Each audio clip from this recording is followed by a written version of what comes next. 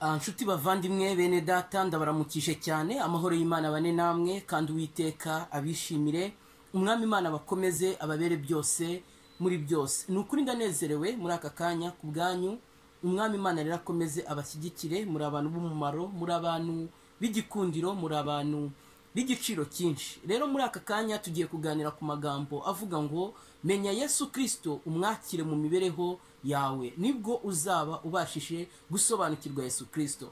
Ibyo nibyo nagusabira, ibyo nibyo nakwisabira, kandi nukuri birakwiye ko dukwiye kugira Yesu Kristo nyambere mu mibereho yacu, mu migendere yacu, mu mivugire yacu, mu mikorere yacu, mu bibazo byacu, mu tuzi twacu, mu buzima bwacu bwose bwa buri munsi. Igikwiye nuko twagira Yesu Kristo nyambere, ngo hahirwa abamwisunga bakamwiyambaza, ngo azababera byose kandi azabagirira neza. Ijambo ry'Uwiteka riravuga ngo abavuga yuko bazi Imana ngo bagaragazwa n'imirimo yabo, ngo imirimo bakora niyo ibigaragaza, ibyo bavuga nibyo bibigaragaza, kuko bera imbuto z'ubwami ntabwo bera imbuto za kamere. Abo ngabo ngo barahirwa. Rikongera rikatubwira ngo abanjye ndabazi, ni abafite ikimenyetso cya ya maraso nameneye hehe ku musaraba, ngo barahirwa ariko ntabwo ari bose, ngo kuko hahirwa uwanditswe mu gitabo cy'iki cy'ubugingo. Nshuti muvandimwe, ni twese twacungujwe amaraso y'igiciro, ni twese twacungujwe amaraso ya Yesu Kristo, ni twese twabambiwe ku musaraba rimwe icyarimwe, tubambirwa na Yesu Kristo. Ngo ariko ntabwo ari twese tugenza gute duhirwa, ngo kuko hahirwa uwanditswe mu gitabo cy'iki cy'ubugingo. Mbese wanditswemo? Icyo ni ikibazo ukwiye kwibaza, icyo ni ikibazo nkwiye kwibaza. Mureke twicishije bugufi twambaze Uwiteka kugira ngo atubashishe kumva no kumvira, ari wowe ari nanjye, twese n'aba ari twe, igikorwa cyacu cyose kiburizwemo, umugambi wacu wose uburizwemo, ahubwo izina ry'Imana rihabwa icyubahiro. Data mwiza, byiringiro bizima, soko y'amahoro, turagushimye, habwa icyubahiro. Bana natwe kandi udukomeze, utubere byose kuko uri byose, n'aba ari twe, ahubwo izina ryawe rihabwa icyubahiro. Aya magambo tugiye kumva Uwiteka mwami Imana, reka azatubere impamba n'urwego bizatugeza mu bwami bwawe bwera bwo mu ijuru. Ikirutaho utubabare ibicumuro byacu twacu mu minsi yo kubaho kwacu, ibikwiye mwami Imana ugiye n'abakwambaza mu izina rya Yesu Kristo umwami wacu, amen. Rero nshuti muvandimwe, nk'uko twari turimo tubivuga, nari ndimo mvuga ngo tugiye kureba amagambo avuga ngo menya Yesu Kristo, numara kumumenya umwakire umwimike mu mibereho yawe, mu bugingo bwawe, kugira ngo ubashe kuba koko uri ku rugero rukwiye kandi rushyitse. Ahangaha tugiye kureba ku kintu cyitwa imirimo n'ibikorwa. Iyo dusomye ibyanditswe byera bitwereka yuko imirimo dukora, ibyo dukora, ibikorwa dukora, niba ari ibitegetswe n'amategeko, ibyo ngibyo ngo nta kintu byatumarira, kuko ngo imirimo itegetswe n'amategeko uko twayikora kose ngo ntabwo ishobora kuduhesha ubugingo buhoraho, ngo ntabwo ishobora kuduhesha ijuru. Ariko nubwo imirimo itegetswe n'amategeko itaduhesha ijuru, ngo nibabona imirimo yacu myiza, ngo bazahera ko bashime Data wa twese wa hehe, wo mu bwami bwo mu ijuru. Muvandimwe, nshuti mwene data, nubwo imirimo itegetswe n'amategeko ntacyo yatumarira, nta naho yatuvana, ndetse nta naho yatugeza, ariko ngo nibabona dukora neza, ngo ibyo byonyine ngo bizatuma bashima Data wa twese wa hehe, wo mu bwami bwo mu ijuru. Mbese muvandimwe, wamenye Yesu Kristo cyangwa wakiriye Yesu Kristo?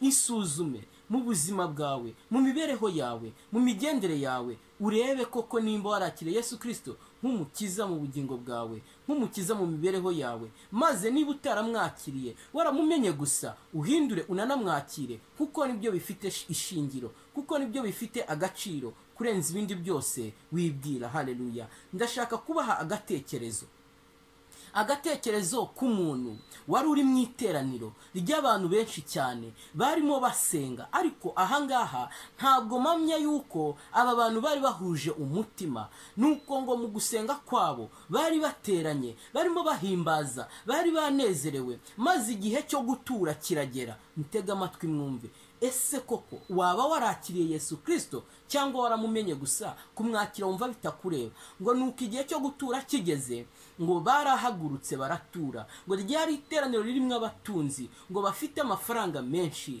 bafite ubutunzi bwinshi. Ngo nuko barahaguruka, buri wese agahaguruka yishimye, buri wese agahaguruka anezerewe. Ngo hari ibyo baturiragamo, ngo hari ibiseke, hari inkangara. Ngo baratura, ngo baratura. Ngo ariko harimo umwe wenyine, ngo wari utandukanye nabo. Umva uwo nguwo ukuntu yari ameze, nta nubwo yashoboraga kujya imbere ngo ature. Yari ari aho ngaho yitegereza igikorwa kiri gukorwa, areba uko abantu bari gutura, areba ukuntu bari kunyuranyuranamo, areba ukuntu umwe avayo undi ajyayo. Ngo areba amaturo batuye, ubwinshi bwayo, ingano zayo, ngo maze biramunezeza, ngo biramurenga. Nuko ngo aho kugira ngo ahaguruke ajye gutura, rwose agira intimba ndetse n'agahinda, ngo kuko nta kintu yari afite muri we, nta kintu yari yifitiye mu bubiko bwiwe, mu rugo ntacyo yari yasize. Abo baturaga bari bafite byinshi. Nuko ngo arangije abwira umwami, yegera Uwiteka ati, mwami, ndanezerewe cyane kubw'aya maturo bagenje gute batuye. Reba rwose ntako batagize. Ariko mwami, ariko data, mubyeyi, njyewe ntacyo mfite naguha, ntacyo mfite nagutura. Akiriye umutima wanjye, niryo turo ryanjye. Akiriye umutima wanjye, nicyo kintu nzanye imbere yawe, ucyakire nk'ituro. Haleluya. Ngo nuko umwami aramwitegereza. Uyu mukene yabwiranye umwami agahinda ati, mwami, dore rwose batuye, byabaye byiza, ariko njye data ntacyo mfite. Maze atura umutima we. Nuko umwami aramureba, aramwitegereza, arangije aramusubiza ati, nubwo batuye menshi ugenje gute, urabarushije. Batuye ibibasagutse, batuye ibivuye mu butunzi bwabo bwa nyuma, ariko wowe utanze icyo ufite, utanze umutima wawe, ugenje gute, urabarushije. Nshuti muvandimwe, reba ibyo uha Yesu Kristo, reba ibyo umugenera, urebe nimba ari ibyo akwiye. Noneho nusanga atari ibyo akwiye, uhinduke umugarurire, umuzanire ibyo akeneye. Yesu Kristo ntabwo akeneye ubutunzi bwawe, ntabwo akeneye ibyawe, ahubwo Yesu Kristo akeneye wowe gusa. Gerageza witange, wimike Yesu Kristo mu mibereho yawe, wimike Yesu Kristo mu butunzi bwawe.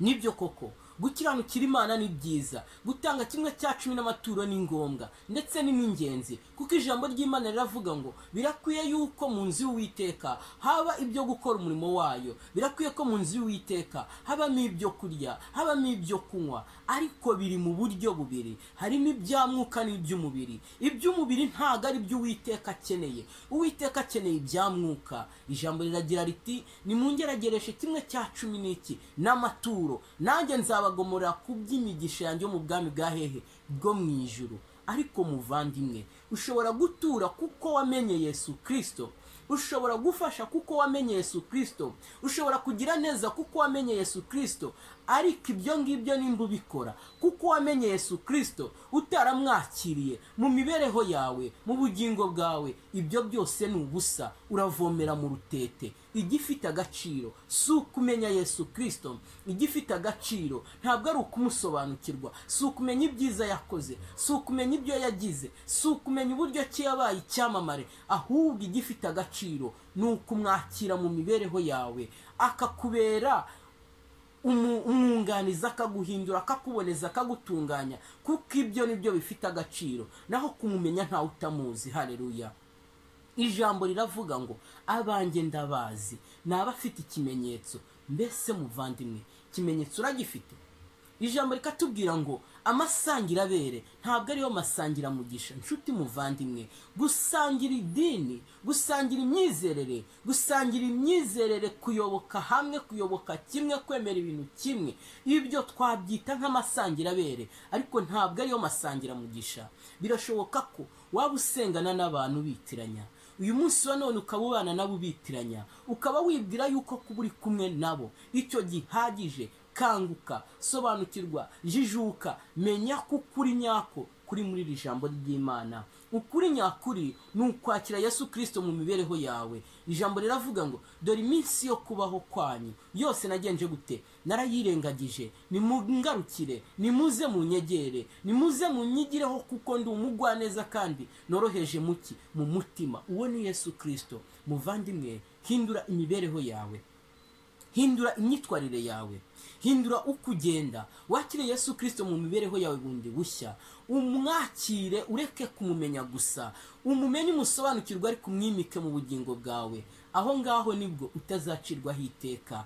Dushobora kuba mu bihe bibi, amateka mabi, ubuzima bubi, ibikorwa bibi, ariko nyuma y'ibyo byose iyo duhindukiye tugaha chance, tugaha amahirwe make cyane Yesu Kristo, tukamwemerera akaza muri twe, ngo bya bindi byose arabyeza. Ngo naho byaba tukutuku, ngo naho byaba umuhemba, ngo arabyeza, arabihindura nk'ubwoya bw'intama, ngo arabihindura nka sherege. Muvandimwe, nshuti mwene data, hunga icyaha udapfa, hunga icyaha udapfa. Ndagira nkubwize ukuri ko ibyaranze ubuzima bwawe ntabwo ari byo bikwiye gusoza amateka y'imibereho yawe hano ku isi. Ko warabaye umusinzi, ko warabaye umusambanyi, ko warabaye umurozi, ko warabaye umugambanyi, ibyo ntibikwiye kugufata ngo bikugire imbata. Hunga icyaha udapfa. Umwami Imana akugirire neza, akubere byose muri byose. Ngusabiye kwihana by'ukuri, ngusabiye kuzibukira icyaha ndetse n'igisa nacyo, ngusabiye kwanga ibintu byatuma ubura ubugingo buhoraho, ahubwo uyoboke Yesu Kristo akubashishe gutsindira ry'ibibi byose. Mu izina rya Yesu Kristo umwami wacu, amen.